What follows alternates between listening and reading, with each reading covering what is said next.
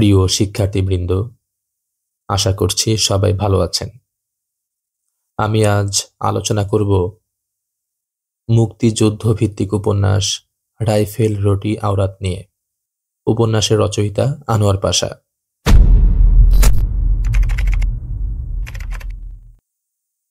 Rifle রুটি আওরাত উপন্যাসটি রচনা হয় 1971 সালের এপ্রিল থেকে জুন মাসে। উপন্যাসটি প্রকাশিত হয়েছে 1973 সালে। এটি বাংলাদেশের মুক্তিযুদ্ধের প্রথম উপন্যাস। উপন্যাসটিকে মুক্তিযুদ্ধের প্রামাণ্য দলিল হিসেবেও আখ্যায়িত করা হয়েছে। এই উপন্যাসটি একটি নিরীক্ষাধর্মী রচনা। বাংলাদেশের মুক্তিযুদ্ধের প্রাথমিক পর্যায়ের ঘটনা এই উপন্যাসের উপজীব্য। এই উপন্যাসে 1971 সালের 25শে মার্চ রাত এবং 26, 27 ও 28 মার্চে লেখকের দেখা অথবা পরে অন্য কারো মুখে শোনা ঢাকায় ঘটে যাওয়া ঘটনা বর্ণিত হয়েছে। বিশেষ করে 25শে মার্চের রাতে যে দানবীয় আক্রমণের শুরু হয়েছিল তারই বিবরণ রয়েছে এই উপন্যাসে। ঢাকা বিশ্ববিদ্যালয়ের একজন অধ্যাপকের জবানবন্দিতে এই উপন্যাসটি রচিত। হানাদার বাহিনী হত্যার যে ভয়ঙ্কর যজ্ঞের আয়োজন করেছিল তা খুব কাছ থেকে প্রত্যক্ষ করে লেখক এই উপন্যাসটি রচনা করেছেন। লেখক আনোয়ার পাশা 1971 সালের 14 ডিসেম্বর হানাদার কর্তৃক শহীদ হন। তার মৃত্যুর পর 1973 সালে উপন্যাসটি প্রকাশিত হয়। উপন্যাসটিকে ভালোভাবে বুঝতে হলে প্রথমেই উপন্যাসটির কয়েকটি মূল চরিত্রের সাথে আপনাদের পরিচয় করিয়ে দিচ্ছি। উপন্যাসের কেন্দ্রীয় চরিত্র সুদীপ্ত শাহীন, যিনি ঢাকা বিশ্ববিদ্যালয়ের ইংরেজি বিভাগের অধ্যাপক। অন্যান্য চরিত্রগুলোর মধ্যে রয়েছে মহিউদ্দিন ফিরোজ, যিনি সুদীপ্ত শাহীনের বন্ধু, আওয়ামী লীগের রাজনীতিক, স্বাধীনতাকামী বাঙালি মুক্তিযোদ্ধাদের সংগঠক। এরপর রয়েছে আমিনা, সুদীপ্ত শাহীনের স্ত্রী। মীনাক্ষী নাজমা রয়েছে, যিনি ফিরোজের স্ত্রী। মিস্টার মালিক রয়েছে, প্রথিতযশা ব্যক্তি এবং আধুনিক পাকিস্তানি মুসলমান। রয়েছে ডক্টর আব্দুল খালেক, পাকিস্তানি দোসর, তিনি মিস্টার মালিকের ছোট ভাই। এরপর রয়েছে পলি, যিনি চিত্রশিল্পী আবদুল্লাহ মনসুর আমনের স্ত্রী। এরপর রয়েছে গাজী সাহেব, মহিউদ্দিন ফিরোজের বাবার চাচাতো ভাই, জামাত ইসলামের সমর্থক এবং পাকিস্তানি দালাল। উপন্যাসটিতে 19টি পরিচ্ছেদ রয়েছে। আমি এই পুরো উপন্যাসটিকে 5টি ভাগে ভাগ করে সংক্ষিপ্তভাবে আলোচনা করছি। প্রথম ভাগ, মূল বইয়ের 1 নং থেকে 5 নং পরিচ্ছেদ। বাংলাদেশে ভোর নামল। ভোরেই সুদীপ্ত শাহীনের ঘুম ভেঙে যায়। আজও তার ব্যতিক্রম হলো না। 1971 সালের 27শে মার্চের দিন গত রাত্রি পার হয়ে 28শে মার্চের ভোরে এসে পৌঁছালেন ঢাকা বিশ্ববিদ্যালয়ের ইংরেজি সাহিত্যের অধ্যাপক সুদীপ্ত শাহীন। তিনি শুয়ে আছেন তার বন্ধু মহিউদ্দিন ফিরোজের বাসায়। তিনি বিছানা থেকে না উঠেই 25 এবং 26 মার্চের রাতের কথা ভাবতে লাগলেন। সেই দুটো মাত্র রাত যেন 2টি যুগ, পাকিস্তানের 2 যুগের সারমর্ম। সেই রাতে মরে যেতে পারতেন সুদীপ্ত, কিন্তু অলৌকিকভাবে বেঁচে গেছেন তিনি, বেঁচে আছেন তার পরিবার। সেই 50-এর দাঙ্গার পর পশ্চিমবঙ্গ ছেড়ে ঢাকায় এসেছিলেন তিনি। বিভিন্ন জায়গায় চাকরি খুঁজেছেন। নামের কারণে তাকে চাকরি পেতে অনেক সমস্যা হয়েছে। তার নামটি নাকি হিন্দুয়ানি নাম। তারপর বিশ্ববিদ্যালয়ে চাকরির জন্য তিনি এফিডেভিট করে তার নাম পরিবর্তন করেন, কিন্তু তা কেবল ওই বিশ্ববিদ্যালয়ের খাতাপত্রের জন্যই। অন্য সব জায়গায় তিনি সুদীপ্ত শাহীন নামেই পরিচিত। দীর্ঘ 18 বছর ধরে তিনি ঢাকা বিশ্ববিদ্যালয়ে অধ্যাপনা করছেন। সুদীপ্ত ভাবছেন, 25শে মার্চের রাতে বাঁচার জন্য তাকে খাটের নিচে লুকোতে হয়েছিল। না লুকিয়ে উপায় ছিল না। সেই রাতে কেউ আশা করেনি যে 26শে মার্চের সূর্যোদয় দেখার জন্য এই রাতটুকু তারা বেঁচে থাকবে। তবু অনেকে বেঁচে ছিল। এই বেঁচে থাকাটা ছিল সকলের কাছে বিস্ময়। অনেক পরিচিত মানুষ মারা গিয়েছে সেই রাতে। ঢাকা বিশ্ববিদ্যালয়ের অধ্যাপক, কলিযুগের দেবতা ডক্টর গোবিন্দচন্দ্র দেব, অধ্যাপক মনিরুজ্জামান, তার 23 নম্বরের বাসার প্রতিবেশী ডক্টর ফজলুর রহমান, বন্ধু ডক্টর মুক্তাদিরের মতো আরো অনেক ভালো ও পণ্ডিত ব্যক্তি মারা গিয়েছেন। এখন নিজে বেঁচে আছেন বলে দুঃখ হচ্ছে সুদীপ্তর। ফিরোজ আরো অনেকের মৃত্যুর খবর দিয়েছে সুদীপ্তকে। ঢাকা বিশ্ববিদ্যালয়ের ক্যান্টিনের সকলের প্রিয় মধুদাকেও পাকিস্তানিরা মেরে ফেলেছে। সুদীপ্ত ভাবে ঢাকা বিশ্ববিদ্যালয়কে ওরা ধ্বংস করবে। ঢাকা বিশ্ববিদ্যালয়ের ছাত্র শিক্ষকদের যা কিছু প্রিয় সবই ওরা শেষ করে দেবে। শেষ করতে চায়, মারতে চায়, ধ্বংস করতে চায়। তাই এই হত্যাযজ্ঞ। তাই তারা মধুদার মতো সহজ সরল একজন মানুষকে মেরে ফেলে। ডক্টর দেবের মতো এমন ভালো একজন মানুষকে তারা মেরে ফেলে। ডক্টর দেবের কি দোষ ছিল? তার দোষ ছিল একটাই, তিনি পাকিস্তানি আদর্শে বিশ্বাসী নন। তাই মরতে হয়েছে তাকে। ঢাকা বিশ্ববিদ্যালয়ের আরেক অধ্যাপক প্রসিদ্ধ বিজ্ঞানী ডক্টর আব্দুল খালেক পাকিস্তানের দালাল। প্রচুর মিথ্যা বলেন তিনি। তার বড় ভাই মিস্টার মালেক অবশ্য একটু অন্যরকম, কিন্তু সেও পাকিস্তানিদের পক্ষে। এই দুজনই কাকে কাকে মারতে হবে সেই লিস্ট দিয়েছিল পাকিস্তানিদের কাছে। ফিরোজ বলেছিল, ইয়াহিয়ার বর্বর সৈনিকেরা কখনো দালাল মারতে পারে না, তারা ভালো মানুষ মারে। পশু কি কখনো পশুকে মারে? পশুর ধর্ম মানুষকে মারা। পাকিস্তানি সৈন্যরা হচ্ছে পশু, ইয়াহিয়া হলো পশু, তাই তারা এত এত মানুষ মেরেছে। বুদ্ধিজীবী, সাংবাদিক ও রাজনীতিকদের একটি তালিকা তৈরি করে তাদেরকে তিনটি ভাগে বিভক্ত করেছিলেন ইয়াহিয়া খান। একদল সাদা, একদল কালো এবং একদল হলুদ। হলুদ তালিকায় ছিলেন দুই ধরনের মানুষ, এক নিষ্পাপ বটে তবে বোকা নয় এবং সংকল্প সাধনে অত্যন্ত দৃঢ়চেতা। দুই, অল্প পরিমাণে দাগ ধরা, শয়তানিতে নেমেও বিবেকটাকে বাঁচিয়ে রাখার চেষ্টা যাদের আছে। এই হলুদ তালিকার মানুষগুলি ছিলেন আইয়ুব খানের কাছে অত্যন্ত ডেঞ্জারাস, ভয়াবহ রূপে বিপজ্জনক। এদের হাত পা ভেঙে দেওয়ার জন্য সর্বশক্তি নিয়োগ করে খান সাহেব মাঠে নেমেছিলেন। তাকে সাহায্য করেছিলেন কালো তালিকার মানুষগুলো।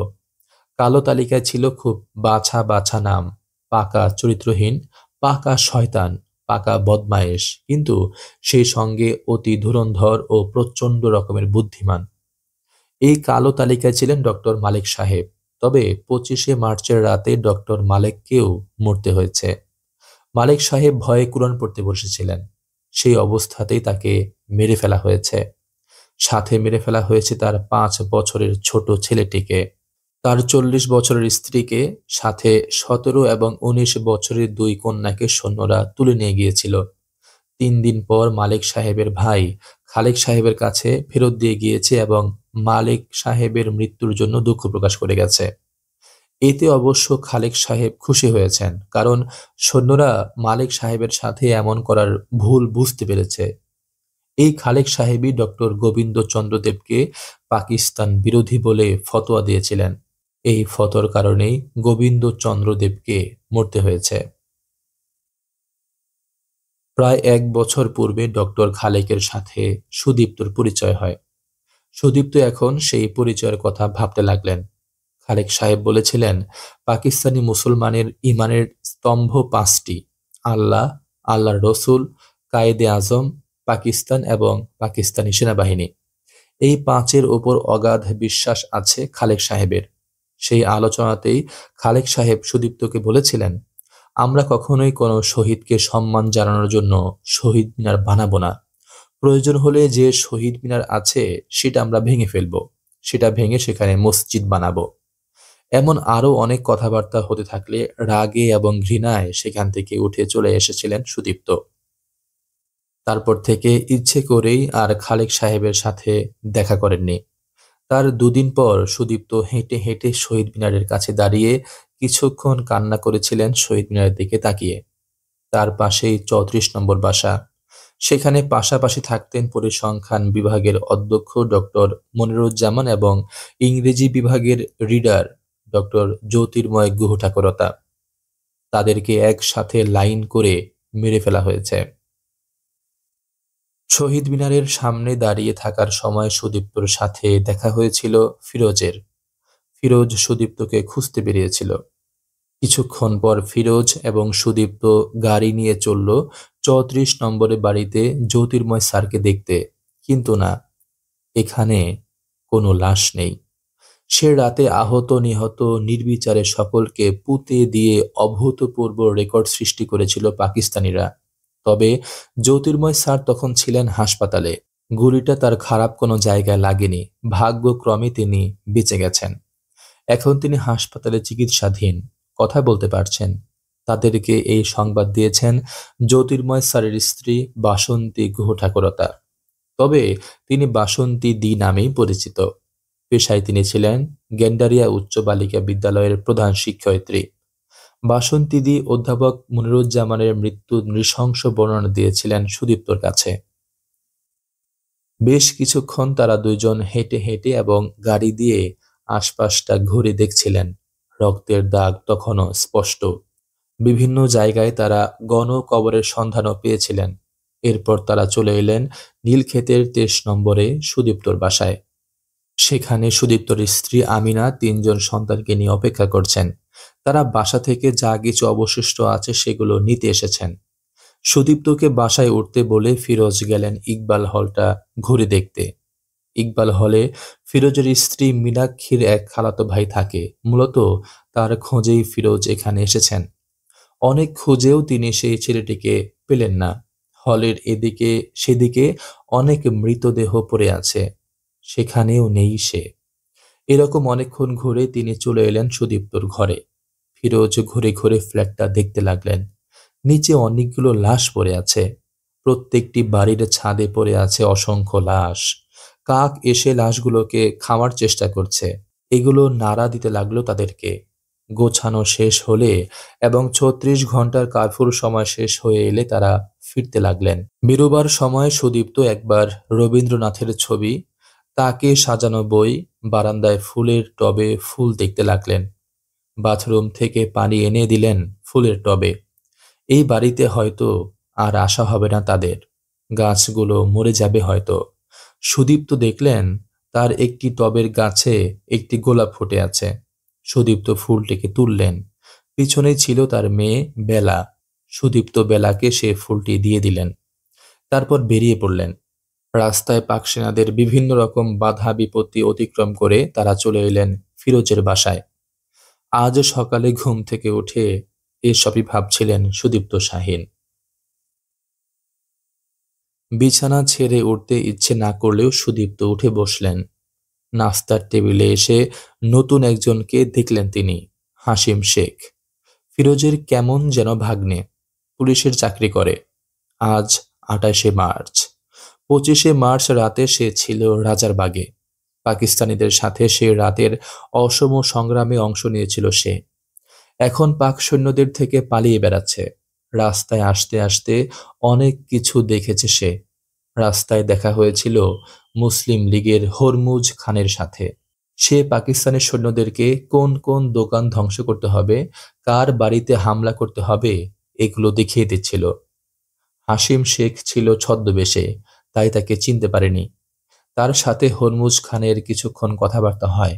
সেই কথাবার্তায় হাসিম শেখ জানতে পেরেছে যে 4 শ্রেণীর মানুষকে ইয়াহিয়া খান নির্মূল করবে: বুদ্ধিজীবী, আওয়ামী লীগার, কমিউনিস্ট এবং হিন্দু। ফিরোজ আওয়ামী লীগের একজন নেতা। হাসিম শেখ তাকে সাবধানে থাকতে বলে। কথায় কথায় ফিরোজ সুদীপ্তকে বললেন, আমাদের প্রধান শত্রু পাকিস্তানিরা তত নয় যত হচ্ছে এই দেশীয় দালালরা। এদেরকে আগে খতম করা দরকার। খাওয়া শেষ হলে হাসিম শেখ সকলকে স্বদেশের জন্য তাদের সংগ্রামের কাহিনী শোনালেন। রাজারবাগ এলাকার 25 মার্চের রাতের সংগ্রাম। সকলেই বেশ মনোযোগ দিয়ে শুনতে লাগলেন। শুনতে শুনতে পাক সৈন্যদের ওপর রাগ এবং ঘৃণায় হাসিম শেখের মতো বাঙালিদের প্রতি গভীর মমতা এবং ভালোবাসায় উত্তেজিত হতে লাগলেন সুদীপ্ত শাহীন। দ্বিতীয় ভাগ। মূল বইয়ের 6 নং থেকে 10 নং পরিচ্ছেদ। সুদীপ্ত রাস্তায় বের হলেন, কিন্তু কোথায় যাবেন তিনি? যাবেন তার নীলক্ষেতের 23 নং বাসায়, যেখান থেকে গতকালকে সব জিনিসপত্র নিয়ে চলে এসেছেন। আমিনাকে বলেছেন কিছু কাগজপত্র আনতে যাবেন। এভাবে থাকতে আর ভালো লাগছে না। কাগজপত্র এনে বসে বসে কিছু লেখার চেষ্টা করবেন তিনি। রাস্তায় বের হয়ে পড়লেন তিনি। কিন্তু এ কি? পথে পথে জিপ নিয়ে বন্দুক উঁচু করে ঘুরছে পাক সেনাবাহিনী। নীলক্ষেতের পরিত্যক্ত রেল লাইনের দুপাশের বস্তি নজরে পড়ল সুদীপ্তর। পুরো বস্তি জ্বালিয়ে দিয়েছে তারা। ভারী সুন্দর রণকৌশল জানে পাক বাহিনীরা। প্রথমে আগুন জ্বালিয়ে দাও, তারপর লোক পথে বের হলে কারফিউ ভঙ্গের অপরাধে গুলি করে হত্যা করো। এতে নরহত্যা হালাল হয়ে যাবে। বাঙালিরা সব কাফের হয়ে গেছে, অতএব তাদেরকে হত্যা করা হালাল। রেল লাইন অতিক্রম করে আসার সময় একটা জিপ থেমে গেল সুদীপ্তর সামনে। সুদীপ্ত ধরেই নিলেন তিনি আজ আর বাঁচবেন না। মিলিটারি সুদীপ্তকে বিভিন্ন প্রশ্ন জিজ্ঞেস করল। নাম জিজ্ঞেস করলে সুদীপ্ত বিশ্ববিদ্যালয়ের চাকরিতে দেওয়া নামটা বললেন। তারপর তারা কালেমা শুনতে চাইলে সুদীপ্ত নির্ভুল কালেমা পড়ে শোনালেন। মিলিটারিরা যেন সুদীপ্তকে মেরেও মারল না। সুদীপ্ত এবারও বেঁচে গেলেন। সুদীপ্ত যেন এখানে আর বাংলাকে খুঁজে পাচ্ছেন না। পুরোটাই যেন পাকিস্তানের রাজত্ব হয়ে গেছে। এখানে থাকতে হলে, বাঁচতে হলে পাকিস্তানি হতে হবে, সাচ্চা মুসলমান হতে হবে। এছাড়া কোনো গতি নেই। মুসলমানদের আবাস ভূমি হলো পাকিস্তান। সেই পাকিস্তানে বাস করে তুমি ইসলামকে ভুলে যাবে? তা হবে না। এখানে শুধু সাচ্চা মুসলমানরাই থাকবে। কোনো হিন্দু এদেশে স্থান পাবে না। হিন্দু মাত্রই ধরে নিতে হবে পাকিস্তানের দুশ্মন। আর দুশ্মন দেখলে তাদেরকে গুলি করা পাকিস্তানি সামরিক বিধানের সঠিক। এই বিচারে বস্তির দরিদ্র মানুষ, ভদ্রলোক মুসলমান, ভদ্রলোক হিন্দু প্রত্যেককে হত্যা করার উপযুক্ত কারণ পাকিস্তানিরা বের করেছিল। সেটার রেশ এখনো কাটেনি। এখনো পাকিস্তানি সৈন্যরা তাদের নিজেদের আইন চালু করে সাধারণ মানুষদের উপর নির্যাতন চালু রেখেছে। সুদীপ্ত সেখান থেকে বেঁচে ফিরে তার নীলক্ষেতের ২৫ নম্বর বাসায় প্রবেশ করলেন, কিন্তু এগুতে পারলেন না। সিঁড়িতে রক্তের দাগ এখনো শুকোয়নি। তার ঘরে যেতে হলে মানুষের রক্ত মাড়িয়ে যেতে হবে। তবে গতকাল তো সুদীপ্ত এসব ভাবেননি। সম্ভবত তখন এসব ভাবার সময় ছিল না, উপায়ও ছিল না। সুদীপ্ত আর দাঁড়িয়ে থাকতে পারছেন না। দুহাতে চোখ ঢেকে সিঁড়িতেই বসে পড়লেন। শিশুর মতো কাঁদতে লাগলেন ঝরঝর করে। বেশ কিছুক্ষণ কাঁদার পর অবশেষে শরীরের সমস্ত শক্তি দিয়ে গা ঝাড়া দিয়ে উঠে দাঁড়ালেন সুদীপ্ত শাহীন। তারপর বেরিয়ে পড়লেন ২৩ নম্বর বিল্ডিং ছেড়ে। এই বিল্ডিংয়ে আর আসা যাবে না। তিনি ফিরোজের বাসার দিকে, অর্থাৎ যেখানে তারা আশ্রয় নিয়েছেন, সেদিকে এগোতে লাগলেন। অধ্যাপক সুদীপ্ত শাহীন দার্শনিক নন, তিনি কবি। জীবন নিয়ে কোনো দার্শনিকতা তিনি জানেন না। জীবনকে কেবলই ভালোবাসতে ইচ্ছে করে তার, ঠিক মায়ের মতো। সুদীপ্তর কাছে জীবনকে তার সন্তানের মতো মনে হয়। সুদীপ্ত ফেরার পথে প্রায় রেল গেটের কাছে পৌঁছাতেই একটা ভক্সওয়াগন গাড়ির মুখোমুখি হলেন। সাধারণ নাগরিকের গাড়ি। একজন ভদ্রলোক গাড়ি থেকে মুখ বের করে সুদীপ্তর কাছে ২৩ নম্বর বিল্ডিংয়ের অবস্থান জানতে চাইলেন। ভদ্রলোক যাবেন ২৩ নম্বরে মৃধা সাহেবের কাছে।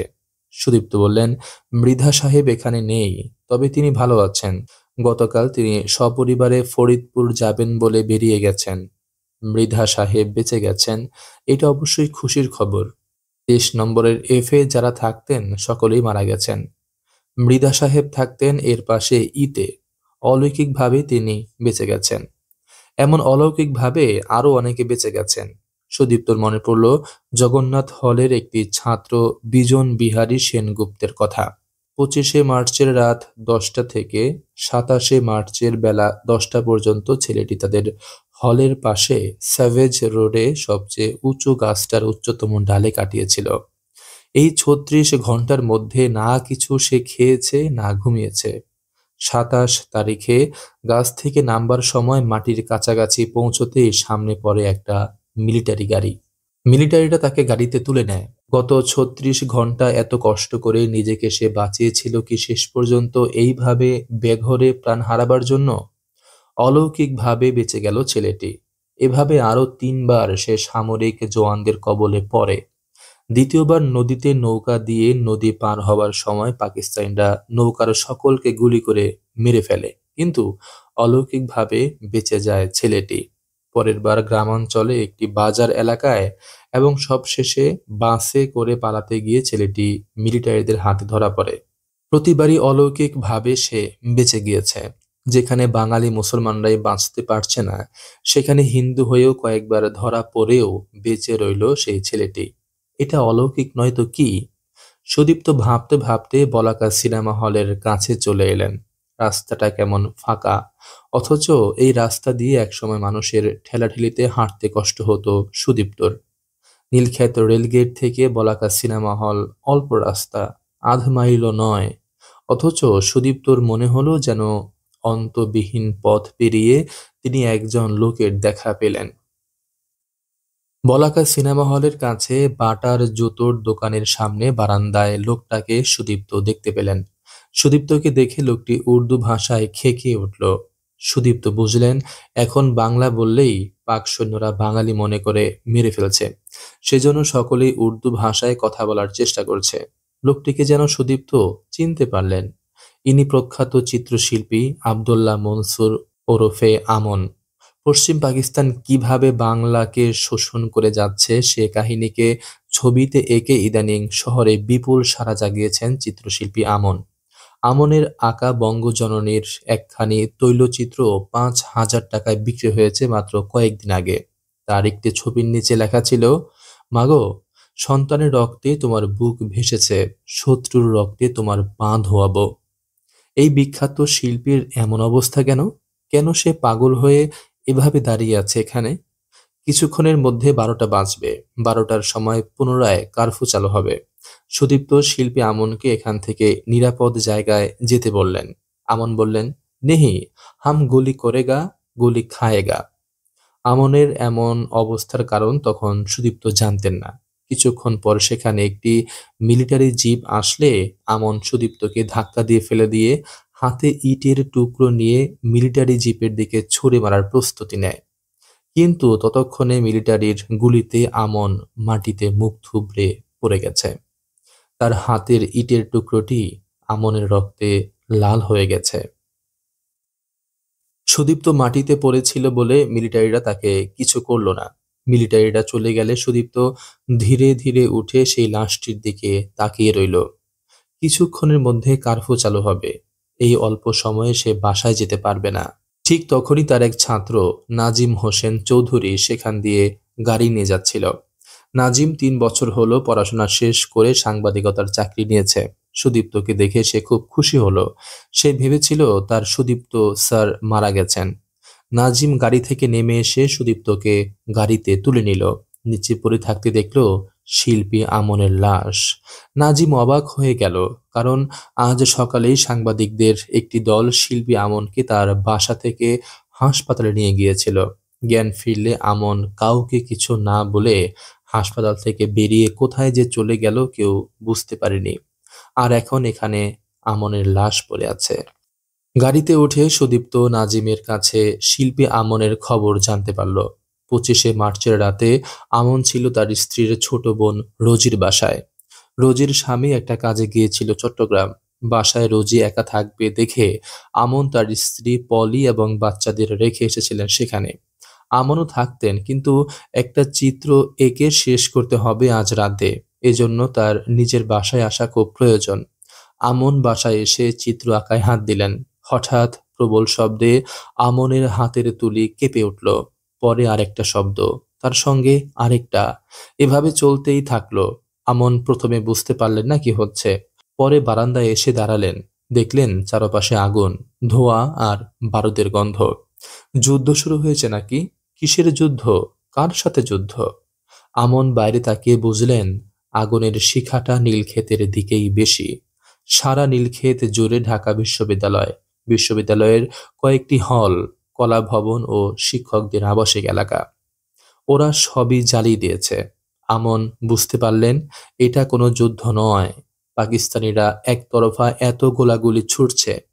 সারা রাত আমন স্ত্রী এবং সন্তানদের চিন্তায় ঘুমাতে পারলেন না। স্ত্রী সন্তানরা বোধহয় ঠিক আছে, ওরা মানুষের ঘরে ঢুকবে না, এমনটাই ভাবলেন আমন। পরদিন শুক্রবার। আমন ভাবলেন তিনি যাবেন রোজিদের বাসায়, স্ত্রী সন্তানদের নিয়ে আসবেন।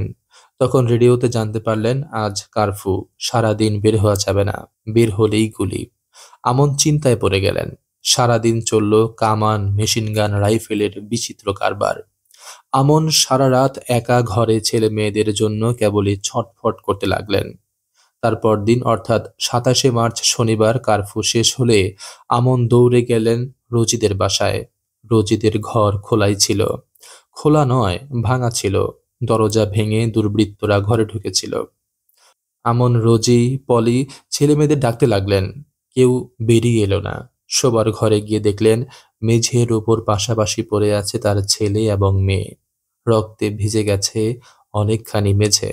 আমনের ৫ বছরের ছেলের বুকে গুলির চিহ্ন ২টি, ৩ বছরের মেয়ের বুকে ১টি। শিশুদের মেরে যুবতীদেরকে ধরে নিয়ে গেছে পাকিস্তানিরা, আর লুটপাট করে নিয়ে গেছে যা নেওয়া যায়। ২টি ছেলে মেয়েকে বুকে জড়িয়ে মেঝের ওপর আছড়ে পড়লেন চিত্রশিল্পী আমন। এভাবেই তিনি অজ্ঞান হয়েছিলেন। তারপরে সাংবাদিকদের দল সেই ঘরে ঢুকে আমনকে উদ্ধার করে হাসপাতালে নিয়ে আসে। তারপরের কাহিনী তো সুদীপ্ত জানেনি। পরে সুদীপ্ত আমনের স্ত্রী এবং শ্যালিকার কাহিনী শুনেছিলেন নাজিমের কাছেই। পাকিস্তানিরা কি চায়? তারা কোথাও হাত দিতে পারে না। শুধু হাত দিতে পারে রুটি ও রাইফেলে, আর আওরাতের গায়ে। দুনিয়ার সেরা চিজ আওরাত, আওর রাইফেল। রুটি অর্থাৎ রুটি খেয়ে গায়ের তাকত অর্থাৎ শক্তি বাড়াও, রাইফেল ধরে প্রতিপক্ষকে খতম করো, তারপর আওরাত অর্থাৎ নারী নিয়ে ফুর্তি করো। এই হলো পাকিস্তানিদের জীবন, এই হলো রাইফেল, রুটি, আওরাত। তারা পুরুষদেরকে হত্যা করে নারীদেরকে ক্যান্টনমেন্টে আটকে রাখত যৌন তৃপ্তি চরিতার্থ করার জন্য। শহরের ক্যান্টনমেন্টের মধ্যে সামরিক অফিসারদের জন্য একটি গণিকালয় স্থাপন করেছিল তারা। দিনের বেলা দাসীবৃত্তি এবং রাত্রে গণিকা বৃত্তি, এই ২ কাজে নিযুক্ত করা হয়েছে শহরের বহু সম্ভ্রান্ত পরিবারের মেয়েকে। সেখানে তাদেরকে শাড়ি পরতে দেওয়া হয় না, কেবল ছায়া পরে থাকতে হয়, যেন কেউ গলায় শাড়ি পেঁচিয়ে আত্মহত্যা করতে না পারে। এখানেই নিয়ে গিয়েছিল আমনের স্ত্রী পলি এবং শ্যালিকা রোজিকে। রোজি সেখানে থাকতে পারেনি, পাগল হয়ে গিয়েছিল। তারপর সেখান থেকে বেরিয়ে এসেছে। এখন কোথায় কেউ জানে না, তবে পলি ছিল। হয়তো সে প্রতিশোধ নিবে বলেই দাঁত চেপে বেঁচেছিল। ইয়াহিয়া যেমন বাঙালিদের সাথে ছলনা করেছে, তেমনি পলিও ছলনা করেছিল পাক অফিসারদের সাথে। ছলনা করে একজন পাঞ্জাবি তরুণের সাথে প্রেমের সম্পর্ক গড়ে তুলেছিল পলি। পলিকে সেই ক্যান্টনমেন্টের গণিকালয় থেকে উদ্ধার করে শহরের একটি বাড়ি দখল করে সেখানে নিয়ে আসে। প্রথম রাতেই পলি সেই পাঞ্জাবি অফিসারটিকে হত্যা করে।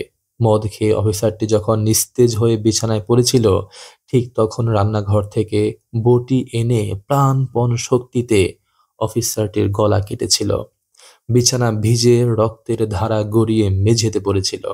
পলির কোল থেকে ৩ বছরের মেয়েটিকে কেড়ে নিয়ে যারা হত্যা করেছে, তাদের জন্য কোনো মায়া লাগেনি পলির। তারপর পলি আসে নাজিম হোসেনের অর্থাৎ সুদীপ্তর ছাত্র, এর কাছ থেকেই সুদীপ্ত পলির কাহিনী জানতে পেরেছেন। নাজিমের কাছে চলে আসেন পলি একটা মাইন সংগ্রহ করে দেওয়ার জন্য। তিনি বলেন, নাজিম হোসেন প্রথমে আশ্চর্য হলেও পরে মাইন সংগ্রহ করে দেয়। সেই মাইন বুকে বেঁধে পলি ঝাঁপিয়ে পড়েছিল সৈন্য বোঝায় একটা জিপের সামনে। মুহূর্তের মধ্যেই উড়ে যায় জিপটি, ছিন্ন ভিন্ন হয়ে যায় ২০-২৫টা শত্রু সেনা, সাথে পলি নিজে। পলি যেন রোশেনা হয়ে উঠেছিল। রোশেনা একটি আদর্শ। সুদীপ্তর বিশ্ববিদ্যালয়ের একজন ছাত্রীর নাম রোশেনা। বাঙালি হত্যার শোধ নিতে শরীরে মাইন জড়িয়ে শত্রুর সেনার ট্যাঙ্কের নিচে ঝাঁপিয়ে পড়েছিল বীর দর্পিণী বঙ্গললনা রোশেনা। রোশেনা তাই বাঙালির ঘরে একটি রূপকথার নাম। পলিও যেন রোশেনা হয়ে সন্তান হত্যার প্রতিশোধ নিয়েছে। ১২:৩০টার দিকে সুদীপ্ত বাসায় পৌঁছালেন। বাসায় এসে বুঝলেন তার স্ত্রী আমিনা খুব রেগে আছে তার উপর, কারণ এই সময়ে বাইরে বের হওয়া খুবই ঝুঁকিপূর্ণ, তার উপর এখন কারফিউ। সুদীপ্ত কোনো কথা বললেন না। নাজিম তাকে গেট পর্যন্ত এগিয়ে দিয়ে গাড়ি নিয়ে চলে গেছে। অবশ্য বলাকা সিনেমা হল থেকে যখন তারা গাড়ি নিয়ে আসছিল তখনই নাজিম বুঝেছিল এই অল্প সময়ে তারা ফিরোজের বাসায় পৌঁছতে পারবে না। তাহলে এখন কোথায় যাবে তারা? এলিফ্যান্ট রোডে নাজিমের বন্ধুর বাসা। তারা আপাতত সেখানেই গেলেন। কিন্তু গিয়ে দেখলেন তাজা রক্ত লেগে আছে রাস্তায়। নাজিমের বন্ধু ওয়াজেদ বলল, এই রক্ত লেফটেন্যান্ট কমান্ডার মোয়াজ্জেম হোসেনের। পাকিস্তানিরা তাকে রাস্তায় দাঁড় করিয়ে মেরে ফেলেছে। লেফটেন্যান্ট কমান্ডার মোয়াজ্জেম হোসেন ছিলেন আগরতলা ষড়যন্ত্র মামলার অন্যতম প্রধান আসামি।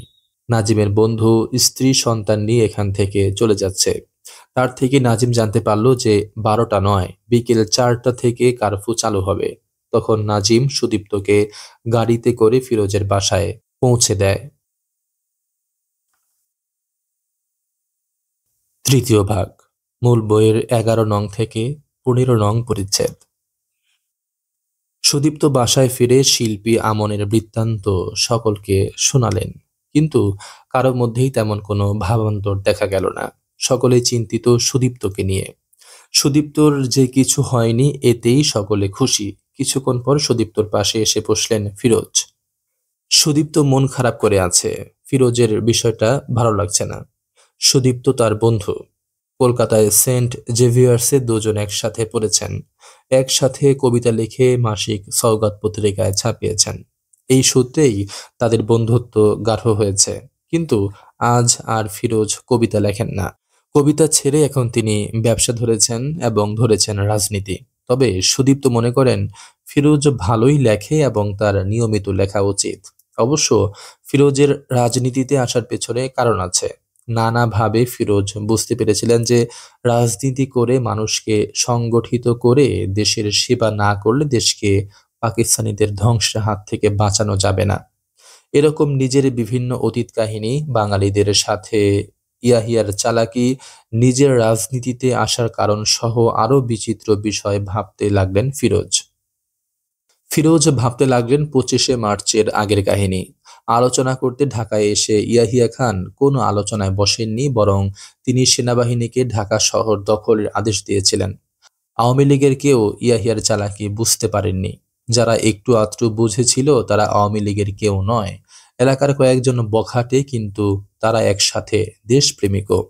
তাদের থেকে আওয়ামী লীগ অনেক দূরে। তারা বলেছিলেন ইয়াহিয়া ঠিকই বাঙালিদের ঘরে ঢুকে হত্যাযজ্ঞ চালাবে। তাদের এই কথা আওয়ামী লীগের নেতারা বিশ্বাস করেনি ফিরোজ নিজেও।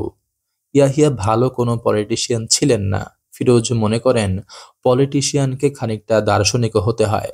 সমাজ বিজ্ঞান ও ইতিহাস চেতনার উপর দাঁড়িয়ে অগ্র পশ্চাৎ বিবেচনা করে এমন একটা সিদ্ধান্ত নিতে হয়, সেই সিদ্ধান্ত সাময়িকভাবে সাধারণ মানুষের সেন্টিমেন্ট বিরোধী হলেও যিনি তাতে পিছিয়ে যাবেন না তিনি সত্যকার দেশনেতা। ফিরোজ বর্তমানের এই অবস্থায় নিজেকে বোঝাচ্ছেন। সেই 47 সাল থেকে গায়ের জোরে বাঙালিদের গলায় আঙুলের চাপ কষতে শুরু করেছে পাকিস্তানিরা। টুটি টিপে ধরলে মানুষ কতক্ষণ বাঁচে? বাধা দিতেই তো হবে, হয় মুক্তি না হয় মৃত্যু। তবে তিনি অন্ধের মতো চলতে চান না। শত্রু আঘাত করেছে দেখে সাথে সাথে শত্রুকেও সমান শক্তি দিয়ে আঘাত করা যায় না, এটা বোকামি। এর জন্য অনেক কিছু ভাবতে হয়। শত্রুকে আঘাত করতে হবে তখনই যখন জয়ের সম্ভাবনা থাকবে। নিশ্চিত ধ্বংসের সম্ভাবনার মুখে শত্রুকে বাধা দিতে নেই। তখন কেবল খোঁচা দিতে হবে, গোপনে গা বাঁচিয়ে। খোঁচা দিয়ে দিয়ে রক্ত ঝরিয়ে কাবু করে ফেলতে হবে। তবে একটা বিষয় ফিরোজের খুব ভালো লেগেছে। 25শে মার্চের রাতে বঙ্গবন্ধু শেখ মুজিবুর রহমান পালিয়ে যাননি। বঙ্গবন্ধু জানতেন যদি তিনি পালিয়ে যেতেন, গা ঢাকা দিয়ে থাকতেন, তাহলে তাকে খুঁজতেই পাক সেনারা পুরো ঢাকা শহর, পুরো বাংলাদেশ তছনছ করে দিত। সাধারণ নিরীহ বাঙালিদের হত্যা করত অকপটে। তিনি চাননি তার জন্য বাঙালিদের উপর এমন নৃশংসতা নেমে আসুক। কিন্তু আওয়ামী নেতারা চেয়েছিলেন বঙ্গবন্ধুর নিরাপত্তা। কারণ শেখ মুজিবুর রহমান শুধুই তো একটি নাম নয়, তা যে বাঙালির আত্মমর্যাদার প্রতীক। কিন্তু শেখ মুজিবুর রহমান পালাননি। তিনি বলেছিলেন, আমার দেশের মানুষকে বিপদের মুখে ঠেলে দিয়ে আমি নিরাপত্তার সন্ধানে বের হব, এ অসম্ভব। অতঃপর বঙ্গবন্ধু ধরা দিলেন। ধরা দিয়ে তিনি বাঙালিদের অন্তরে গেঁথে রইলেন। এমন আরো অনেক কথা ভাবতে লাগলেন ফিরোজ। ফিরোজ দেখলেন সুদীপ্তর মধ্য থেকে শুধু সাহস নয়, প্রাণটাও যেন বিলুপ্ত হয়েছে। কেমন ভাবে বসে আছে সে। তখন এই ঘরে সুদীপ্তর স্ত্রী এলো, সাথে এলো ছোট মেয়ে বেলা। সুদীপ্তর ৩ ছেলে মেয়ে, সব থেকে বড় ছেলে অনন্ত, এরপর এলা, সকলের ছোট বেলা। সুদীপ্ত বেলাকে খুবই আদর করেন। বেলা এলে বেলাকে কোলে নিয়ে সুদীপ্ত পূর্বের মতোই চুপ করে বসে রইলেন। কিছুক্ষণ পর সুদীপ্ত বেলাকে কোলে নিয়ে বাইরে বাগানে একটু হাঁটতে এলেন। বাগানের একটি গাছে গোলাপ এবং বেশ কয়েকটি জবা ফুল ফুটেছে। বেলাকে সুদীপ্ত গোলাপ ফুল দিতে চাইলে বেলা জবার দিকে ইঙ্গিত করল। সুদীপ্ত জবা ফুলের দিকে তাকাতে পারলেন না। তার চোখে ভেসে উঠতে লাগলো ২৩ নম্বর বাড়ির সিঁড়ির ছোপ ছোপ রক্ত। সুদীপ্তর মাথা ঘোরাতে লাগলো। তিনি পুনরায় ঘরে চলে এসে সোফায় বসে পড়লেন। কিছুক্ষণ পর স্ত্রী আমিনা আসলো। এক প্রকার ঝগড়া করতে লাগলো সুদীপ্তর সাথে। আমিনা চেয়েছিল তার এক দুঃসম্পর্কের খালার বাসায় যেতে, কারণ ফিরোজ আওয়ামী লীগের নেতা। আর এখন পাকিস্তানিদের সব থেকে বেশি রাগ আওয়ামী লীগের নেতাদের ওপর। তাই এই বাড়িটাও নিরাপদ নয়। যে কোনো মুহূর্তে এই বাড়িতে আক্রমণ হতে পারে। এই কথাটি আমিনাকে বলেছে পাশের বাসার আফরোজা। যদিও আফরোজা কদিন আগেও ফিরোজের সাথে বেশ ভাব করতে এসেছিল। এখন পরিস্থিতি বদলে গেছে। আফরোজা এখন প্রতিবেশী ফিরোজকে ভয় পাচ্ছে, কারণ ফিরোজ আওয়ামী লীগ করে। সুদীপ্ত আপাতত স্ত্রীর কথায় কোনো উত্তর দিলেন না। একসময় আমিনা চুপ করে স্বামীর পাশের সোফায় নিঃশব্দে বসে রইল। সুদীপ্ত যতই চেষ্টা করছেন সেই দুটো রাতের কথা ভুলে থাকতে, ততই সুদীপ্তর মনে যেন সেই রাত দুটো এসে ছায়া ফেলছে। সুদীপ্তর মনে পড়ল ২৫শে মার্চের রাতের কথা। একের পর এক বিকট শব্দে ঘুম ভেঙে গিয়েছিল সুদীপ্তর। সুদীপ্ত উঠে এলেন বাইরে। উত্তর দিকের বারান্দায় গিয়ে দেখেন পশ্চিম দিকের রেল কলোনির ঘরবাড়ি জ্বলছে। উত্তর পূর্ব কোণেও আগুন। চতুর্দিকে আগুন জ্বলছে আর ভেসে আসছে অসহায় মানুষের আর্ত চিৎকার। কি শুরু হলো দেশে? সুদীপ্তর স্ত্রী আমিনাও বুঝতে পারছেন না যে আসলে হচ্ছেটা কি। খোলা বারান্দায় দাঁড়িয়ে থাকা নিরাপদ নয়। স্ত্রীর সঙ্গে সুদীপ্ত ঘরে এলেন। ততক্ষণে ছেলে মেয়েরাও জেগে উঠেছে। ঘরের মধ্যেও গুলি এসে লাগতে পারে। আমিনা তাই ছেলে মেয়ে নিয়ে খাটের নিচে ঢুকে আশ্রয় নিলেন। কিছুক্ষণের মধ্যেই শুরু হলো গোলাগুলি। সুদীপ্তও খাটের নিচে চলে এলেন। সকলের চোখেই ভয়, শঙ্কা। বাবার পাশে শুয়ে থাকা ছোট্ট মেয়ে বেলা তার বাবাকে প্রশ্ন করল, আচ্ছা আব্বু, ওরা আমাদের মারবে কেন? সুদীপ্ত এর কোনো উত্তর দিতে পারলেন না। কিভাবে বোঝাবেন তিনি যে ওরা মানুষ নয়? মানব জীবনের মূল্যবোধ নিয়ে কথা উঠলে ওরা যে পশুর পর্যায়ে পড়ে। শেখ মুজিব অহিংস আন্দোলন শুরু করেছিলেন। অস্ত্রের কথা কেউ ভাবেনি। সকলেই ভেবেছিল নিরস্ত্র মানুষকে ওরা প্রচণ্ডতম অস্ত্র দিয়ে আঘাত হানবে, এটা হতেই পারে না। ছাদে প্রচণ্ড শব্দ শুনতে পেল সুদীপ্ত। রেল কলোনির মানুষেরা বিভিন্ন ছাদে উঠে আশ্রয় নিচ্ছে। কিছুক্ষণ পর সিঁড়ি দিয়ে গুলি করতে করতে সেনা সদস্যরা উপরে উঠতে লাগলো। ছাদে উঠে গুলি করে সকলকে মেরে নিচে নামার সময় প্রতি ঘরে ঘরে করাঘাত করতে লাগলো।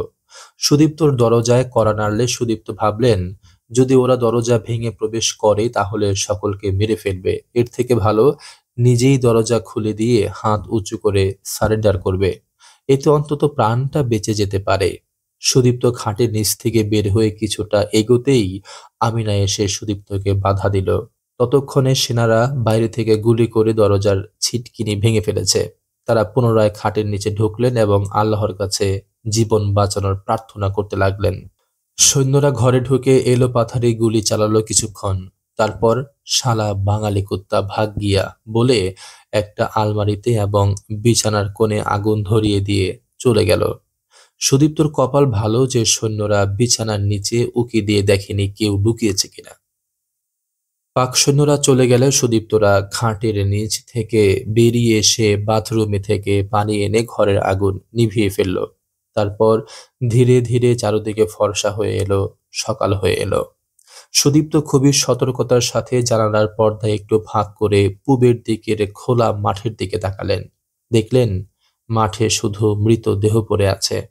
দক্ষিণ দিকের জানালা দিয়ে ইকবাল হলের ছাদের দিকে তাকালেন। দেখতে পেলেন ইকবাল হলের মসজিদের ছাদে কয়েকটি লাশ। কিছুক্ষণ পর স্ত্রীর ধমকে সুদীপ্ত জানালা ছেড়ে বিছানার কোণে বসে রইলেন। শুক্রবার ২৬শে মার্চ সারাদিন সুদীপ্তকে ছেলে মেয়ে নিয়ে শোবার ঘরে কাটাতে হলো। বারান্দায় বের হওয়ার কোনো উপায় নেই। সৈন্যরা রাস্তায় টহল দিচ্ছে বন্দুক হাতে নিয়ে। একবার যদি দেখতে পায় তাহলে সমস্যা।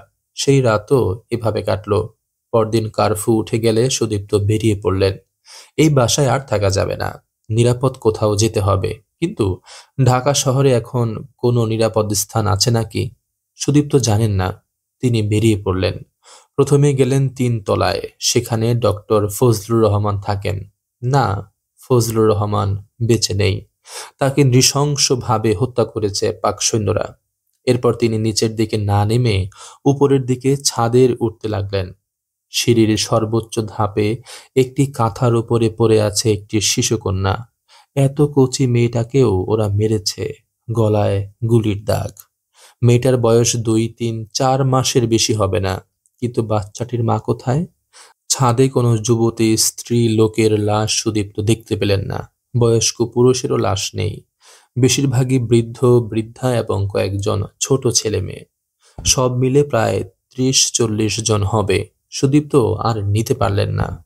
তিনি নিচের দিকে নামতে লাগলেন। দোতলার সিঁড়ির দৃশ্যটি ছিল সব থেকে মর্মান্তিক। সিঁড়ি দিয়ে নামতে গিয়ে সুদীপ্ত প্রায় অজ্ঞান হয়ে যাচ্ছিলেন। দেয়ালের গায়ে স্ত্রীলোকের মাথার এক গোছা চুল, প্রায় ২ ফুট দীর্ঘ। ঠিক তার সামনেই ২ ধাপ পরে রক্তের ধারা জমাট বেঁধে আছে। সুদীপ্ত ভাবলেন, ছাদের সর্বোচ্চ ধাপে দেখা সেই শিশুটির সাথে এই রক্তের যোগ আছে। যুবতী মায়ের কোল থেকে ওই শিশুকে ছিনিয়ে ফেলে দিয়ে মাকে ক্যাম্পে সেনাদের মনোরঞ্জনের জন্য নিয়ে যেতে চেয়েছিল বর্বরের দল। মাটি যেতে চাচ্ছিল না বলে চুল ধরে সিঁড়ি দিয়ে টেনে নামাচ্ছিল। সেই টানে মেয়েটির মাথা থেকে এক খাবলা মাংস শুদ্ধ চুল উঠে আসে। সেটিকে তারা দেয়ালের দিকে ছুঁড়ে দেয়। রক্তের আঠায় সেটা দেয়ালেই লেগে থাকে। তারপরে গুলি করে মেরে ফেলা হয়েছে মাকে। সুদীপ্ত নিচে নেমে রাস্তায় বেরিয়ে পড়লেন। ইতোমধ্যেই নীলক্ষেত পুরো ফাঁকা হয়ে গেছে। সুদীপ্ত বেশি দূরে যেতে পারেননি। ইকবাল হল পেছনে ফেলে সলিমুল্লাহ হল, জগন্নাথ হলের পাশ দিয়ে তিনি গিয়েছিলেন শহীদ মিনার পর্যন্ত। হলগুলোর অবস্থা খুবই খারাপ। কামান দিয়ে ফুটো করে দেওয়া হয়েছে হলের দেয়াল। হলের মাঠেই ছাত্রদেরকে দেওয়া হয়েছে গণকবর। শহীদ মিনারের অবস্থা আরো খারাপ। সুদীপ্ত সেখানে কোনো শহীদ মিনার দেখতে পেলেন না। শহীদ মিনারের কোনো চিহ্নই তিনি খুঁজে পেলেন না। সেখানে পড়ে আছে ইট, বালি, সিমেন্টের স্তূপ। ডিনামাইট দিয়ে গোড়া শুদ্ধ নির্মূল করে দিয়েছে বাঙালির মর্যাদার প্রতীক সেই প্রাণপ্রিয় শহীদ মিনার। চোখ দিয়ে জল বেরিয়ে এলো সুদীপ্তর। এই শহীদ মিনারেই কদিন আগে কবি শামসুর রহমানের নেতৃত্বে তারা সকলেই দৃপ্ত শপথ পাঠ করেছেন। এবারের ২১শে ফেব্রুয়ারিতে বঙ্গবন্ধু এসেছিলেন এখানে। শহীদ মিনারের সামনে থেকে এক মুঠো মাটি নিয়ে কপালে ঠেকিয়ে বঙ্গবন্ধু বলেছিলেন, আমি যদি নাও থাকি, আপনারা থাকবেন। এই শহীদ মিনারকে ওরা যদি গুঁড়িয়ে দেয়, তবু থাকবে আপনার দেশের ধুলো কাদা মাটি। কখনো এই দেশের সাথে বিশ্বাসঘাতকতা করবেন না। তার ঠিক কদিন পরেই বঙ্গবন্ধু রেসকোর্স ময়দানে ঘোষণা করেছিলেন, এবারের সংগ্রাম আমাদের মুক্তির সংগ্রাম, এবারের সংগ্রাম স্বাধীনতার সংগ্রাম। আর আজই শহীদ মিনারের এই অবস্থা, ধ্বংসস্তূপ। সুদীপ্ত দাঁড়িয়ে দাঁড়িয়ে কান্না করছিলেন। তখনই ফিরোজ এসেছিলেন গাড়ি নিয়ে। তিনি সুদীপ্তর খোঁজে বের হয়েছিলেন। তারপর সুদীপ্তকে নিয়ে ফিরোজ সুদীপ্তর বাসায় চলে আসেন এবং তাদেরকে নিয়ে নিজের বাসায় চলে যান। এমনটা ভাবতে ভাবতে সুদীপ্ত খেয়াল করলেন সেখানে তিনি একাই বসে আছেন। আমিনা উঠে চলে গেছে বহু আগেই। কিছুক্ষণ পর ফিরোজের বাসায় একজন লোক এলেন। ভদ্রলোকের মুখ ভরা দাড়ি, মৌলভী সাহেব বোধহয়, পরিধানে পাজামা ও শেরওয়ানি, মাথায় টুপি। তিনি এসেই পরিষ্কার উর্দুতে ফিরোজের কথা জানতে চাইলেন। প্রথমে সুদীপ্ত ঘাবড়ে গেলেও পরে যখন ফিরোজ এলেন তখন সুদীপ্ত বুঝতে পারলেন ভদ্রলোক ফিরোজের বিশেষ পরিচিত বন্ধু গোছের। ভদ্রলোকের নাম কুরায়েশি। নানা রকম কথাবার্তা বলার পর কুরায়েশি সাহেব ফিরোজকে বললেন, এই বাসায় আর থাকা যাবে না, কারণ পাকিস্তানিদের পরিকল্পনা হচ্ছে আওয়ামী লীগের সকলকে ওরা হয় সাবার করবে, না হয় নীতি বিসর্জন দিয়ে দালালির কাজে লাগতে বলবে। সামনে খুব দুর্দিন। এখন ফিরোজের উচিত হবে আপাতত ঢাকা শহর ত্যাগ করা। সেটা কদিন পরে করলেও চলবে, কিন্তু বাড়ি ছাড়তে হবে আজই। ফিরোজ, সুদীপ্ত এই বাড়ি ছেড়ে অন্য কোথাও চলে যাওয়ার জন্য প্রস্তুতি নিতে লাগলেন। সুদীপ্ত, আমিনা কোথায় যাবেন? সুদীপ্ত কিছু ঠিক করতে পারলেন না। দায়িত্ব ছেড়ে দিলেন স্ত্রীর ওপর। আমিনা বলল সে তার দুঃসম্পর্কের খালার বাসায় যাবে। তখন ফিরোজ আমিনাকে বললেন, খালার বাসায় আজ গিয়ে কাজ নেই, আগামীকাল যেতে চাইলে যাবেন, আজ বিশ্বাস করে আমার সাথে চলুন, আমি নিরাপদ একটি জায়গায় নিয়ে যাব। আমিনা আর দ্বিমত করল না। তারপর দুপুরের খাবার খেয়ে ফিরোজ, মীনাক্ষী, সুদীপ্ত, আমিনা এবং তাদের ৩ সন্তান। ফিরোজ মীনাক্ষীর কোনো সন্তান নেই, মীনাক্ষী বন্ধ্যা। এরা সকলেই ফিরোজের ভক্সওয়াগনে বেরিয়ে পড়লেন। নিউ মার্কেটের পাশ দিয়ে যাওয়ার সময় সুদীপ্ত বলাকা বিল্ডিংয়ের ফুটপাতের ধারে আমনের লাশটাকে পড়ে থাকতে দেখলেন। হাজী মহসিন হলের মাঠের কাছে গাড়ি আসতেই পচা দুর্গন্ধে সকলের নাক যেন জ্বলে উঠল। নাকে রুমাল চাপলেন সকলে। আর্টস বিল্ডিং এর কাছে পৌঁছাবার মুখে গন্ধ আরো তীব্র হলো। বাদিকের মাঠে অনেকগুলো মৃতদেহ পড়েছিল। সেখানে কাক, চিল, শকুনও দেখা গেল অনেক। কিছু দূর এগিয়ে তারা উপাচার্যের বাসা দেখতে পেলেন। উপাচার্যের বাসার বিপরীত দিকে বিশ্ববিদ্যালয়ের কলা ভবন। কলা ভবনের প্রাঙ্গণে সেই সুপ্রাচীন বটবৃক্ষ। এই বটতলার এক বিশাল সভায় প্রথম স্বাধীন বাংলাদেশের পতাকা উড়িয়েছিল বিশ্ববিদ্যালয়ের ছাত্ররা। সেদিন ছিল মার্চের ২ তারিখ। পাকিস্তানের পতাকা পুড়িয়ে উড়িয়েছিল বাংলাদেশের পতাকা। তারপর তারা রোকেয়া হলের কাছে চলে এলেন। রোকেয়া হলের সামনে আসলে আমিনা গাড়ি থামাতে বললেন। আমিনার এক বান্ধবী এখানকার হলের হাউস টিউটর, একবার খোঁজ নিতে চান তিনি। ফিরোজ আমিনাকে যেতে দিলেন না, নিজেই গেলেন। রোকেয়া হলের প্রাচীরের একাংশ ভাঙা, কামানের গোলায় ভেঙে ফেলা হয়েছে। ভিতরে রয়েছে ৮-১০ জন মেয়ের মৃতদেহ। মৃতদেহগুলো তখন গলতে শুরু করেছে। এই মেয়েগুলো গুলিতে মরেনি। ২৫ তারিখের রাতে কামান দেগে প্রাচীর ভেঙে যারা ভিতরে ঢুকেছিল তারা মেয়েদের সন্ধান তেমন পায়নি। ঘরে ঘরে ঢুকে মেয়ে খোঁজার সময় তখন তাদের ছিল না। এলোমেলো গুলি চালিয়ে ঝি চাকর যাদের পেয়েছিল তাদের মেরে চলে গিয়েছিল তারা। মেয়ে সন্ধানী সৈনিকেরা এসেছিল ২৬ তারিখ, শুক্রবার দুপুরবেলা। তখন ছিল জুম্মার সময়। মেয়েরা ভেবেছিল শুক্রবার জুম্মার দিন বোধহয় তারা নিরাপদ। এই ভেবে তারা নিশ্চিন্ত হয়ে খেতে বসেছিল এবং তখনই তারা আক্রান্ত হয়েছিল। সৈনিকদের আগমন টের পেয়ে তারা ভাতের প্লেট রেখেই ছাদে উঠে গিয়েছিল। ছাদের পরিকল্পনা আগে থেকে ঠিক করা ছিল। তারা নিজেদের সম্ভ্রম এভাবে কাউকে নষ্ট করতে দিবে না। সৈনিকেরা সিঁড়ি দিয়ে উঠতেই সকল মেয়ে একসাথে নিচে লাফিয়ে পড়ে আত্মহত্যা করল। কিছুক্ষণ পর সৈনিকেরা মন খারাপ করে চলে গেল। এতগুলো চমৎকার মেয়ে তাদের যৌন ক্ষুধা নিবারণ না করে মারা গেল, এই ছিল তাদের মন খারাপের কারণ। ফিরোজ ভিতরের দৃশ্য দেখে ফিরে এলেন। আমিনাকে বললেন, যাওয়া যাবে না, অবস্থা খুব খারাপ। তারপর তারা পুনরায় চলা শুরু করলেন। তবে বেশি দূর যেতে পারলেন না। টিএসসির মোড়ে বসেছিল পাক সৈন্যদের চেকপোস্ট। তারা গাড়ি থামিয়ে মানুষের নাম ধাম জিজ্ঞেস করে গাড়ি তল্লাশি করছিল। সেখান থেকে কোনো রকমে বেঁচে তারা পুনরায় গাড়ি নিয়ে চলতে লাগলেন। ধীরে ধীরে বাংলা একাডেমির পাশ দিয়ে তারা এগোতে লাগলেন। সুদীপ্ত ভাবতে লাগলেন, পাকিস্তানিরা এখন প্রমাণ করে দিয়েছে বাংলা ও পাকিস্তান দুটো আলাদা দেশ। বাংলাকে ওরা যদি বিদেশি না ভাববে তাহলে এমন নির্বিচার গণহত্যা সেখানে চালাবে কেন? যতই অমানুষ হোক, নিজের দেশের লোককে এমন কুকুর শিয়ালের মতো তাড়িয়ে ধরে মারতে পারে কেউ? চতুর্থ ভাগ, মূল বইয়ের ১৬ নং থেকে ১৯ নং অর্থাৎ শেষ পরিচ্ছেদ। তারা হাইকোর্টের কাছে গাড়ি ঘুরিয়ে শান্তিনগরের দিকে মোড় নিলেন। রাজারবাগ পুলিশের সদর দফতর দেখতে পেলেন। দেয়ালে রয়েছে অজস্র কামানের চিহ্ন। পুরো এলাকাটাকে জ্বালিয়ে দিয়েছে পাক সেনাবাহিনী। সেখানে সেনা সদস্যদের নির্দেশে পুনরায় তাদের গাড়ি থামল। পুনরায় তারা বেঁচে গেলেন। এবার বেঁচে গেলেন সুদীপ্তর বুদ্ধিতে। তারপর তারা মালিবাগ চলে এলেন। এখানে ফিরোজের এক চাচা থাকে। ফিরোজের বাবার চাচাতো ভাই জামাত ইসলামের সমর্থক, নাম গাজী মাসুদুর রহমান। ফিরোজ আওয়ামী লীগের রাজনীতি করেন। চাচা ভাতিজা দুজনে দুই দর্শন লালন করেন, কিন্তু তারপরও চাচা ভাতিজার সম্পর্কে তেমন কোনো ফাটল ধরেনি। ব্যক্তিগতভাবে চাচা ফিরোজের মঙ্গল চান, সেই ধারণাতেই এসে উঠেছেন চাচার বাসায়।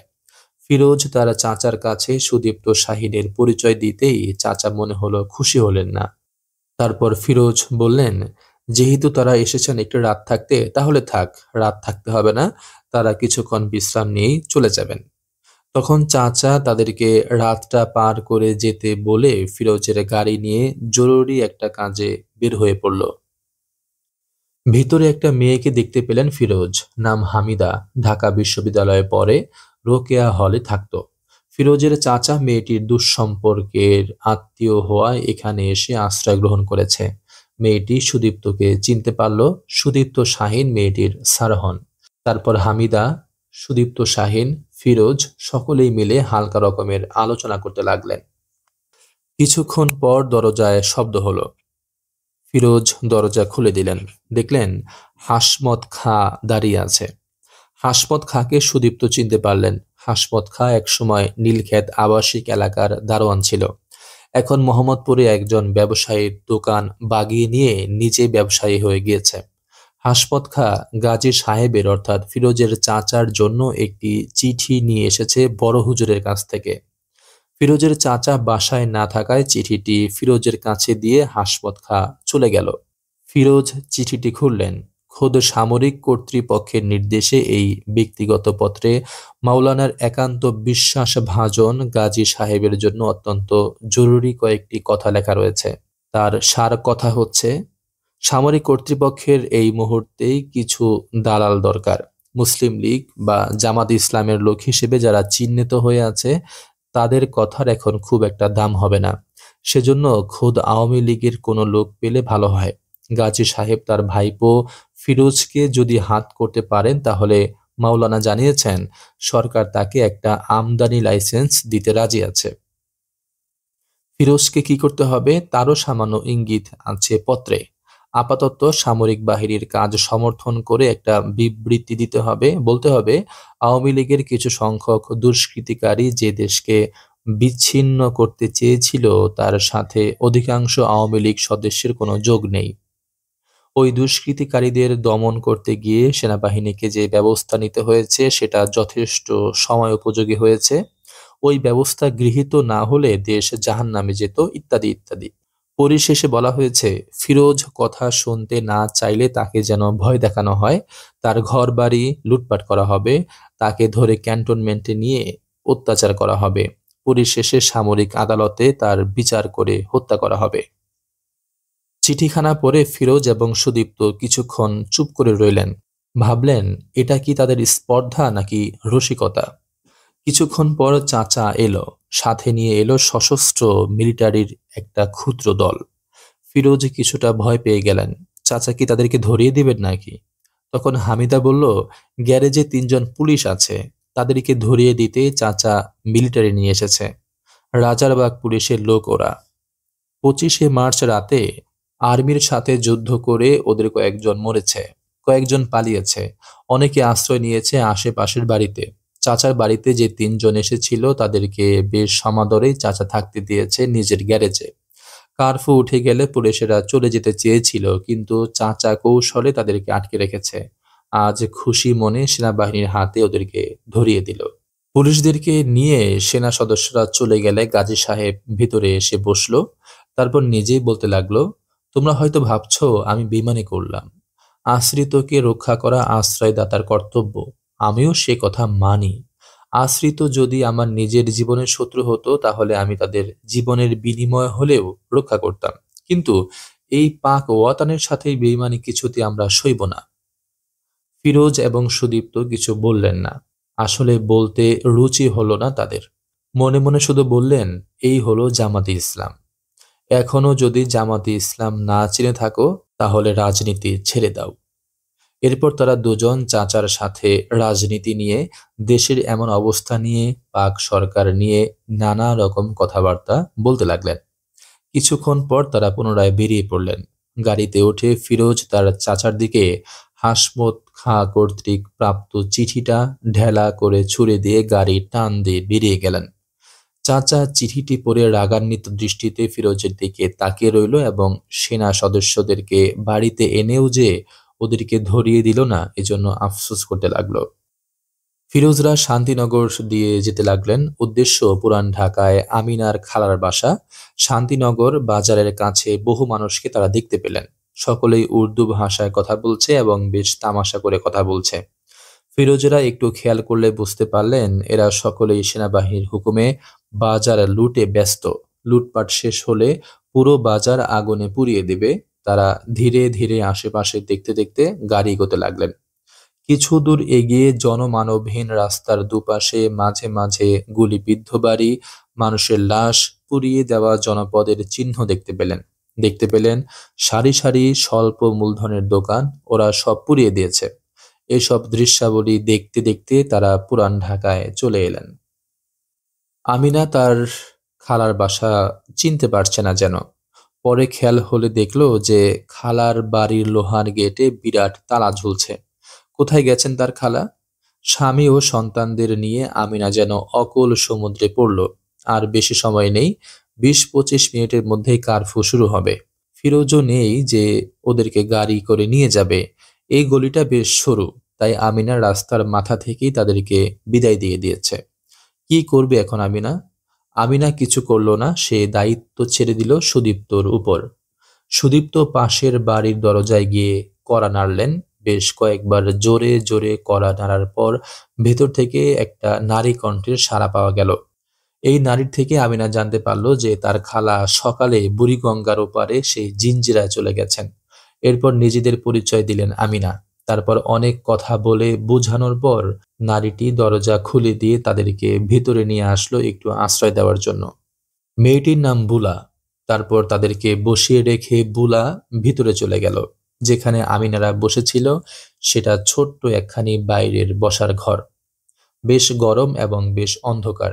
বাচ্চাদের কষ্ট হচ্ছিল খুব, তবে ওরা বিরক্ত করছিল না। আমিনা বসে বসে খালার কথা ভাবতে লাগলো। অবশ্য পরে ওরা জেনেছিল যে তার খালারা কেউ বেঁচে নেই। কারণ পরদিনই জিঞ্জিরায় পাকিস্তানিরা তাদের কাজ শুরু করেছিল। প্রায় নীলক্ষেতের মতোই হয়েছিল জিঞ্জিরার দশা। প্রায় ১ ঘন্টা পর বুলা মেয়েটি পুনরায় এসে আমিনার সাথে কিছুক্ষণ কথা বলে আবার ভেতরে চলে গেছে। মাঝে কিছু বিস্কুট এবং বাচ্চাদের জন্য একটু দুধ দিয়ে গেছে। আবার এসেছে একেবারে ৭টার সময় ওদের সকলের জন্য ভাত তরকারি নিয়ে।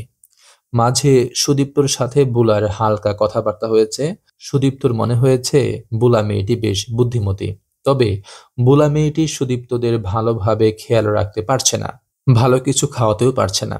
পারবে কিভাবে? গতকাল থেকে এখানে কত লোক খাচ্ছে, সুদীপ্ত সেটা জানেন না। বাইরে যে ঘরটাতে সুদীপ্তরা আছেন সেখানে থেকে এই বাড়িতে মানুষের সংখ্যাটিকে নির্ণয় করা যাবে না। কোনো শব্দ নেই, অথচ বাড়ির ভেতরে এখন বাস করছেন ৩৩ জন মানুষ। গতকাল এসেছিলেন ১৮ জন, তার মধ্যে ১২ জন আজ চলে গেছেন এবং এসেছেন তার দ্বিগুণ ২৪ জন। আর বুলারা ৩ জন, তার উপরে সুদীপ্তরা ৫ জন। তবে এখন কিছু করার নেই, সকলকে নিয়েই মিলেমিশে থাকতে হবে এখন। এছাড়া অন্য কোনো উপায়ও নেই। এখন সকলকেই বাঁচতে হবে, আর বাঁচতে হলে মরতেও হবে। মরতে শেখেনি যারা, তারা বাঁচতেও শেখেনি। বাঙালিরা এখন মরতে শিখেছে, অতএব তাকে মেরে নিঃশেষ করে দেবার ক্ষমতা এখন পৃথিবীতে কারো নেই। মনে রাখবে, মৃত্যুকে ভয় করে যারা মৃত্যুকে এড়াতে চায় তারাই মরে। এসব কথা বাড়ির ভেতরে দলপতি তার দলের ছেলেদেরকে বোঝাচ্ছিলেন। সকলে জোয়ান ছেলে, কেউ ছাত্র, কেউ পুলিশ, কেউ ইপিআর এর লোক। ২৫শে মার্চের ভয়াবহ রাত্রির নারকীয় কাণ্ডের মধ্যে কোনো মতে যারা পালিয়ে বেঁচেছে এরা তাদের মধ্যে। এরা কেউ বুলাদিকে চেনে না। বুলাদির কর্মক্ষেত্রের সঙ্গে এদের কোনো যোগ নেই। এদের দলপতি জামাল আহমেদ বুলাকে চেনেন। দুজনের রাজনৈতিক দর্শন ভিন্ন হলেও এখন তারা এক। জামাল সাহেব আওয়ামী লীগের সঙ্গে যুক্ত। বুলাদির যোগ পূর্ব বাংলার বেআইনি গোপন কমিউনিস্ট পার্টির সঙ্গে। বিপ্লবে বিশ্বাসী জামাল সাহেবও একসময় কমিউনিস্ট ছিলেন, কিন্তু শেষ পর্যন্ত এসে যুক্ত হয়েছেন আওয়ামী লীগের সঙ্গে। বুলাদি গোপন কমিউনিস্ট পার্টির একজন অসাধারণ কর্মী। ঢাকা শহরের অনেকেই তাকে চেনে না, আবার যারা চেনার তারা ঠিকই চেনে। বাইরে সে একজন নিরপরাধিনী শিক্ষয়িত্রী, অত্যন্ত সংযত শোভন ব্যবহার, কারো সাথে পাচে নেই। বোরখা পরে বের হন, বাইরে তিনি জামাত ইসলামের সমর্থক। মেয়েদের মধ্যে জামাত ইসলামের পুস্তিকা ইত্যাদি বিতরণের জন্য রাশি রাশি বান্ডিল আসে তার কাছে। তিনি সেগুলো আগুনে পুড়িয়ে বুড়ো মায়ের জন্য দুধ গরম করেন। সরকারি মহলের কোনো সন্দেহ এই বাড়ির ত্রিসীমানায়ও ঘেঁষে না, এবং সেই সুবিধাটুকুর পুরো সদ্ব্যবহার করেন পাকিস্তান সরকারের সন্দেহভাজন বাঙালি দেশকর্মীগণ। জামাল সাহেব গতকাল থেকে সে সুবিধাটুকু না পেলে বেকায়দায় পড়তেন। কাল থেকে তিনি পুলিশ, ইপিআর ও ছাত্রদের যতজনকে পেয়েছেন ঢাকা শহরের বিভিন্ন বাড়িতে লুকিয়ে রেখেছেন, এবং সুযোগ বুঝে পার করে দিচ্ছেন মফস্বলের বিভিন্ন এলাকায়। সেখানে এদের নিয়ে মুক্তিবাহিনী গঠন করতে হবে। পাকিস্তানিদের সাথে সরাসরি যুদ্ধ করতে হবে। যুদ্ধের ভাষা ছাড়া অন্য কোনো ভাষা যখন তারা বোঝে না, তখন আর উপায় কি? সুদীপ্তরা আসার মাত্র 10 মিনিট আগে জামাল সাহেব এসেছেন এই বাড়িতে। তার আগেই একজন দুজন করে 23 জনকে পাঠিয়েছেন। সে এক অদ্ভুত কৌশল। একটা কোড নম্বর শিখিয়ে পাঠিয়ে দেওয়া হয়। সেই নম্বর বললে জায়গা মেলে বাড়িতে। সুদীপ্তরা এসেছেন জামাল সাহেব আসার পরপরই। এজন্য প্রথমে তারা ভেবেছিলেন হয়তো কোনো গুপ্তচর এসেছে। এই ভাবনা ভেবেই বাইরের এই ছোট্ট ঘরে দীর্ঘক্ষণ বসিয়ে রাখা হয়েছে সস্ত্রীক সুদীপ্তকে। রাতে খাওয়া দাওয়ার পর জামাল সাহেব সুদীপ্তর সাথে দেখা করতে এসে চমকে উঠলেন। আরে, এই তো ফিরোজের নির্ভেজাল অধ্যাপক বন্ধু সুদীপ্ত শাহিন। তবে সুদীপ্ত প্রথমে তাকে চিনতে পারলেন না। পরে জামাল সাহেব তাকে পরিচয় দিলেন। সকালে তিনি ফিরোজের বাসায় গিয়েছিলেন মৌলবি সেজে। তার নাম কুরাইশি, পারভেজ কুরাইশি। কুরাইশি জামাল সাহেবের পৈতৃক পদবি, কিন্তু নিজে কখনো তিনি নামের পরে কুরাইশি লেখেন না। তবে ছদ্মবেশ নিলে জামাল সাহেব বন্ধু মহলে পারভেজ কুরাইশি হয়ে যান। আমিনা তার ছেলে মেয়েদের নিয়ে ভিতরে গিয়ে দেখে, ওমা, এ কি এলাহি কাণ্ড! এত মানুষ বাড়িতে! এতগুলো মানুষের এত কাছাকাছি তারা এতক্ষণ ছিল, অথচ একটু বুঝতে পারেনি। আমিনা ছেলে মেয়েদেরকে বিছানায় শোয়ার ব্যবস্থা করে দিয়ে নিজেও শুয়ে পড়ল। নিচে দাঁড়িয়ে জামাল সাহেব এবং সুদীপ্ত দেশের এই হালচাল নিয়ে কথাবার্তা বলছিলেন। কিছুক্ষণ পর বুলা এসে খবর দিল যে বাইরে চারপাশে আগুন জ্বলছে। তখন জামাল সাহেব এবং সুদীপ্ত ছাদে উঠে এলেন। ছাদে এসে বাইরে তাকিয়ে বুঝলেন এই আগুন শান্তিনগরের বাজারের আগুন। সারাদিন পাক সৈন্যরা বাজারে লুটপাট করে এখন আগুন ধরিয়ে দিয়েছে। কিছুক্ষণ পর বুলা একটি ট্রানজিস্টর নিয়ে এলো। সেখানে স্বাধীন বাংলা বেতারের খবর চলছে। সুদীপ্ত স্বাধীন বাংলা শব্দ শুনে সচকিত হয়ে উঠলেন। স্বাধীন বাংলার আকাশবাণী এখন বাংলার আকাশে ছড়িয়ে পড়েছে। ট্রানজিস্টরে কান পাতলেই তা শোনা যাবে। কিছুক্ষণ পর ট্রানজিস্টরে খবর শেষ হয়ে গান শুরু হলো। আমার সোনার বাংলা, আমি তোমায় ভালোবাসি। অনেক রাতে সুদীপ্ত শুতে গেলেন। মেঝেতে ঢালাও বিছানা, সারি সারি মানুষজন শুয়ে আছে। এদের একজনকেও তিনি চেনেন না। সব থেকে বেশি চেনেন জামাল সাহেবকে, কিন্তু সেই পরিচয়ের সূত্রপাত হয়েছে মাত্র কয়েক ঘন্টা আগে। নবপরিচয়ের সূত্রপাত হয়েছে। নতুন মানুষ, নতুন পরিচয় এবং নতুন একটি প্রভাত। সুদীপ্ত ভাবলেন, প্রভাত বেশি দূরে নয়, দূরে হতে পারে না। মাত্র এই রাতটুকুই তো, মা ভই কেটে যাবে।